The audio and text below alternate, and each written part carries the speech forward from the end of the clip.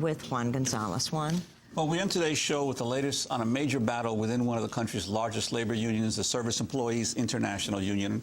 SEIU's executive board is meeting today to decide whether to dismantle one of its largest locals, California's 150,000-member United Healthcare Workers West, by merging all or part of it into a new California affiliate. Critics of the proposal say SEIU President Andy Stern is trying to push ahead with the move despite overwhelming opposition from local members. As part of this plan, Andy Stern would also remove Sal Roselli, the president of United Healthcare Workers West. Roselli resigned from SEIU's executive committee last year, accusing Stern of expanding his powers at members' expense. Sal Roselli joins us now from San Francisco. We invited representatives from SEIU to come on the show, but they said no one was available due to today's meeting. Sal Roselli, welcome to Democracy Now! Thank you very much. I appreciate you having us. Sal, could you lay out for us your union's opposition to this proposed reorganization or merging that would result in United Healthcare Workers West either being severely truncated in size or eliminated altogether? Sure. A couple of years ago, Andy Stern decided that he wanted to control the relationship between our nursing home employers, be able to establish top-down sweetheart deals that sacrificed workers' rights and the ability of workers to advocate for their patients. Our members stood in the way of that, decided that we weren't going to stand for it, resisted it, and ever since then he's been trying to force these workers out of our union. During 2008, in multiple different ways, our members have demonstrated in a very democratic way that they want to stay united with the hospital workers in our union. Third-party supervised democratic secret ballot votes, over 95% of our members voting to stay united with hospital workers in our union are being dismissed. Last month, Andy Stern conducted a bogus vote where 309,000 SEIU healthcare workers in California received a ballot with two choices. One, to force the long-term care members out of our union, where he would appoint the leaders of this new union, or two, dissolve our union altogether, merge all healthcare workers in California into one union, and he would appoint the leaders of this new union. Our leadership decided to boycott this vote because they were both false choices. Out of 309,000 ballots mailed out, only 24,000 folks voted, and that was with huge resources to get people to vote. So only 8% of the folks voted.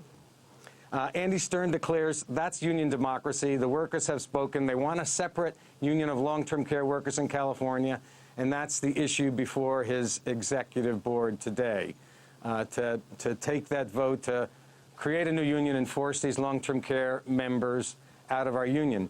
And ironically, while this is all happening, our union has been settling contracts with these national for-profit nursing home employers that have realized the dreams of our nursing home workers for over the last 15 years, including acute care hospital standards that we've been fighting for, third-party resolution of staffing disputes, stronger language for workers, healthcare workers, to advocate for their patients than exists anywhere else in the country, and good wages and benefits to stabilize the workforce in nursing homes.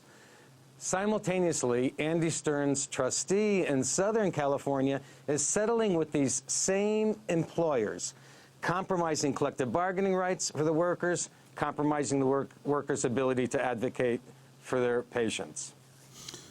Now, Sal, my understanding is that as recently as yesterday here in New York, scores of staff members of one of the SEIU locals were being trained in preparation to be sent out to California for the next 6 months to take over your union. The training is going on right now, and that if your union rejects the decision of the SEIU Executive Committee, they will move to trustee you. What is your preparation in case this decision goes against you today at the Executive Board meeting? Well, tomorrow we have an Executive Board meeting of our union to react to what SEIU's board does today. You know, we had rank and file leaders in New York yesterday leafleting that meeting of staff that you're referring to, and folks were received very well. The staff that they're sending to California are being lied to. They're being told that there's a corrupt union in California and we have to go protect the members when the absolute opposite is true. Our members, we have 150,000 members, and very deep in our membership, people intend to maintain control of their union, maintain control of the relationship with their employer, maintain control of their future. You know, workers don't join unions to get another boss from Washington, D.C. They join unions to have a real voice in determining their future. And our union believes there are no limits to empowering workers. Rank and file democracy is fundamental to any union, and certainly this healthcare workers union, where the health of consumers in California, millions of consumers, is also at risk. Sal Roselli, I want to ask you very quickly. We just got a statement a few minutes ago within the show, emailed to us from the Service Employees International Union. They say today's vote follows an exhaustive 2-year participatory process, including 13 days of hearings to determine how best to represent SEIU's 240,000 long-term care members in California. In August, an outside hearing officer concluded California's long-term care workers would be better served if they were no longer divided among 3 local unions. Similarly, in June, the member delegates to SEIU's quadriennial convention, representing the union's 2 million members, overwhelmingly adopted a proposal that called for the creation of a single long-term care workers union per state. The question facing the IEB today, that's the International Executive Board, could not be more urgent. These are particularly challenging times for California workers. Governor Schwarzenegger has proposed dramatic across-the-board cuts in patient care and worker pay, including slashing the pay of many workers to a bare minimum, and long-term care members must be organized to fight back. They conclude the proposal being considered today would create the nation's largest organization of long-term care workers, instantly making it a political and economic heavyweight in the nation's most populous state. Sal Roselli, your response. It's disingenuous at best. You know, the hearings inside SEIU are kangaroo court type of operations. The bottom line is workers need to be able to vote in a very democratic way about their future. And the workers, and the 150,000 workers in UHW in California, have voted to stay united into one union. It's also hypocritical, because in every other state, including New York, long-term care workers are united with hospital workers. Enforcing a division of them in California, which is what Andy Stern is attempting to do, will delegate long-term care workers to permanent second-class citizenship. It's the strength of hospital workers united with long-term care workers that's fundamentally important to achieve quality patient care, achieve a real voice in staffing levels, and achieve fair conditions for these workers.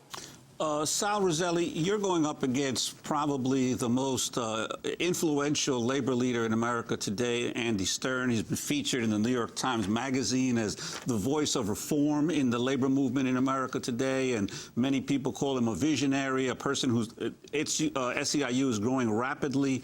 Why do you go into this battle that could actually have enormous impact in terms of the strength of SEIU? Well, it's my fundamental obligation as a union leader, an elected union leader, to carry out the wishes, the vision of our members. It's our members who pool their dues dollars, pay our salaries, and it's up to them. You know, Andy Stern, we have a fundamental difference in ideology, and I would easily describe it as this. We believe that there's no limit to empowering workers.